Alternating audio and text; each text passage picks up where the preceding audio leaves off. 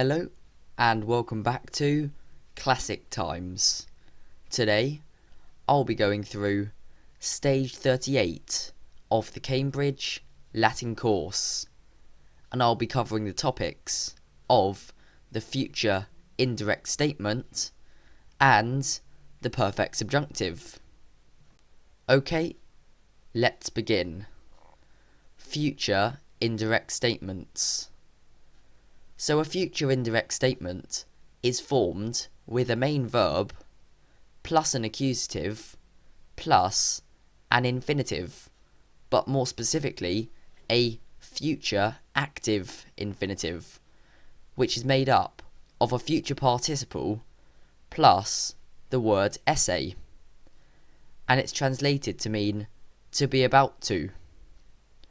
And a few examples include portaturus esse, to be about to carry; docturus esse, to be about to teach; tracturus esse, to be about to drag; auditurus esse, to be about to hear; futurus esse, to be about to be.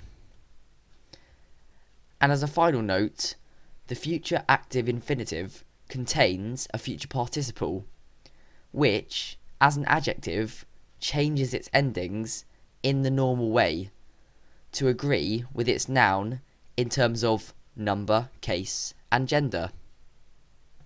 So we've now covered future indirect statements, but if you'd like to go back over indirect statements in more detail, then tap on the pop-out banner in the top right of your screen to watch my video on stage 35.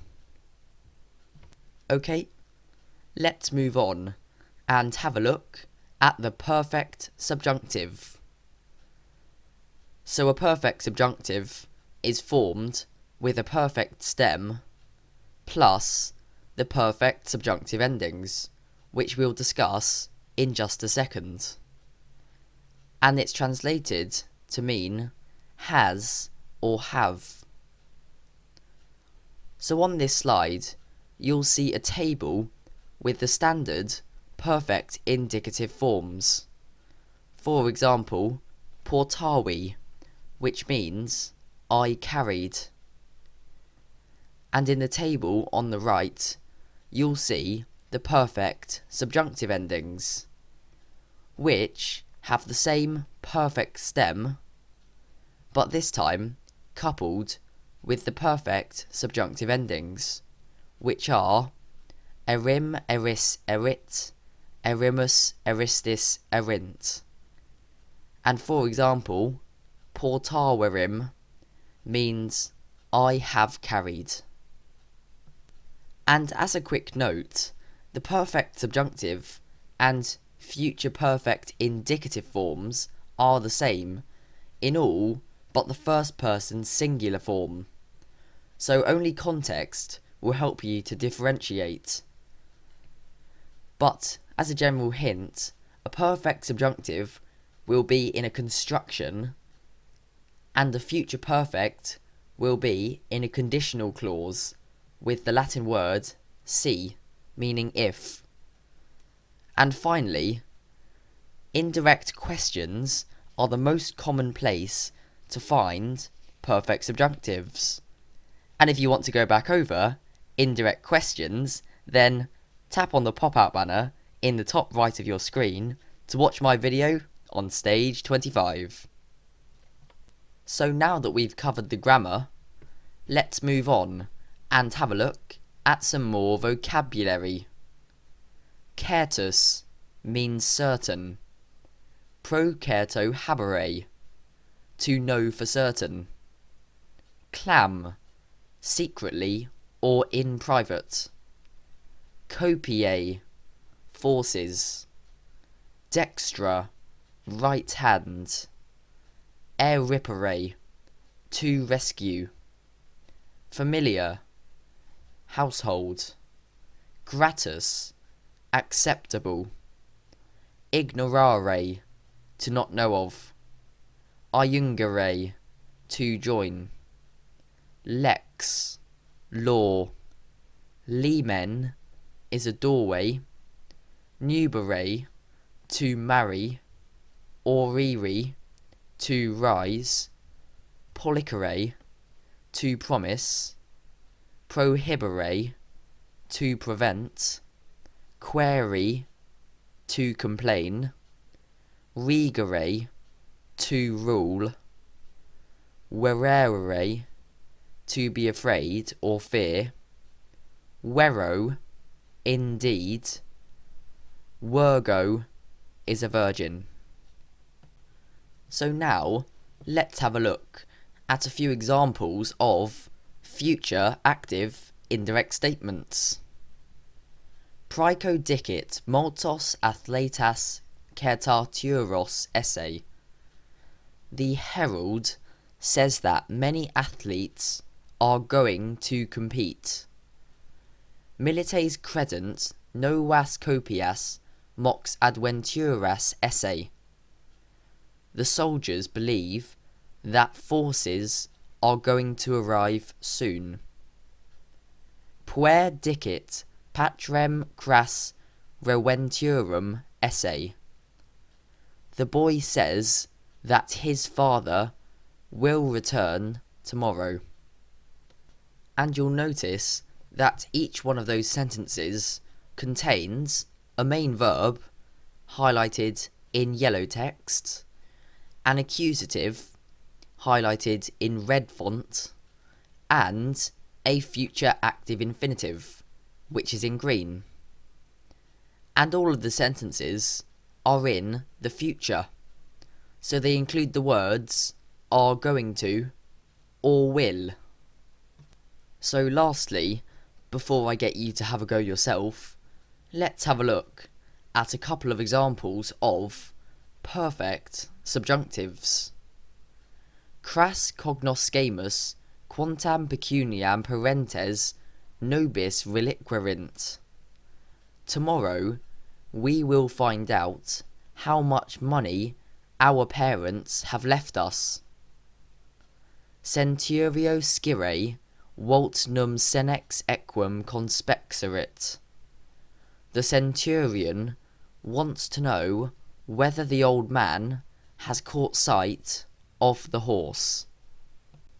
And in both of these translations, the perfect subjunctive form has been translated with either has or have. So hopefully by this point, you feel confident enough to have a go at a few sentences by yourself. So pause the video and have a go at translating these. Now, let's go through the answers. Medicus dicit senem peritium esse. The doctor says that the old man will die. Credimus hostes mox pugnaturos esse. We believe that the enemy will fight soon. Cognoscere wallo quare Domitianus nos vocaverit. I want to find out why Domitian has called us. Senator nescit quo modo imperatorum offenderit. The senator does not know how he has offended the emperor. So have a look at any mistakes you may have made and give yourself a score out of 4. And if you manage to achieve 4 out of 4, that is really impressive. Well done. If you manage to achieve 2 or 3 sentences correct, that is still an excellent effort, and a great job considering these were tough new topics. And if you only manage to achieve 1 out of 4, still don't worry. As these were new, I'm sure they'll be challenging to start with. A few more examples will sort you out. Keep it going. So, as I haven't included a passage for a while, today I thought I'd include one. So I'll translate the passage of Polla from the CLC. Polla filia clementis fortunam suam querita.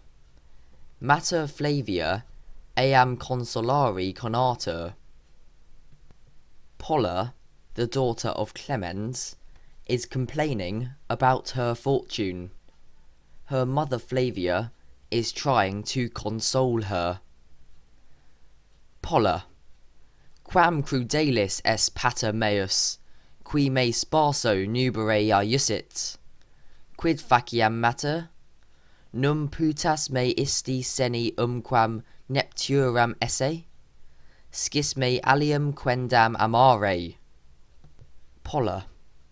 How cruel is my father, who has ordered me to marry Sparsus. What shall I do, mother? Surely you do not think that I will ever marry that old man? You know that I love someone else. Flavia. O deliciae, noli lacrimare, dura est vita necesse esperere aes qui nos regunt. Credo tamen sparsum satis gratum, et benignum tibi futurum esse. O darling, do not cry. Life is hard. It is necessary to obey those who rule us. I believe, however, that Sparsus will be pleasing enough and kind to you. Polla. Cur me ita decipis? Scis eum esse senem odiosum. Scis etiam eum duas uxores iam repudiavisse?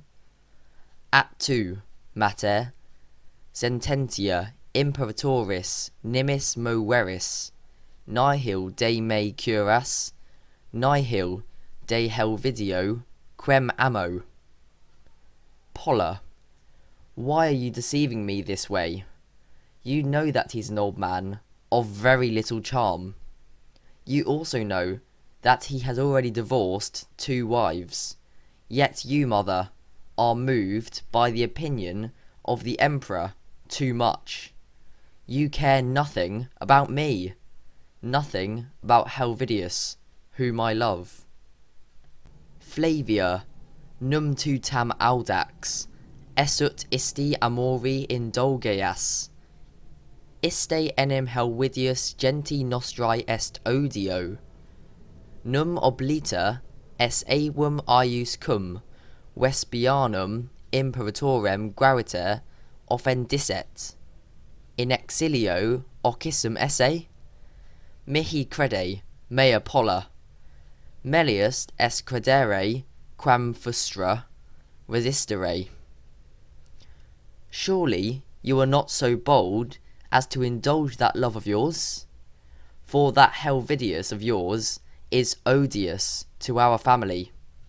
Surely you have not forgotten that his grandfather, when he had gravely offended the Emperor Vespasian with his words, had been killed in exile? Be prudent, my Polla. It is better to yield than to resist in vain. Wow. So I know we haven't covered a passage for a long time, but what a passage to be reintroduced with. And now, just to finish, mainly for my own fun, let's just finish with a little bit of literature analysis. So in that last paragraph, the anaphora, that's just a fancy word for repetition, of the word num, meaning surely not, coupled with the repeated use of a rhetorical question, helps to exacerbate and reinforce Flavia's words, and it just sort of further emphasises that she is the authority and Polla must listen to her. The use of questions isn't necessary for the sentence to make sense, and it's not like she's expecting Polla to answer, but it just helps to bring her point across more clearly.